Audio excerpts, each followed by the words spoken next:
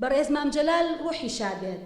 کاتێک لە کۆشکی سەرۆکایەتی عێراق دەبێت پێشوازی لە شاعری گەورە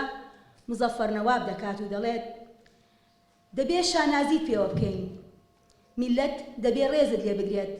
وەک هێمایەک بۆ داهێنان و خەبات شیعرەکانت قوتابخانەن بەهای شۆڕژگێڕانن بەهای شۆڕژگێڕانەی جوتیار و کرێکار و خوێندکار و سەرجەم توێژەکانی تری گەلن کە لەسەری پەروەردەبوون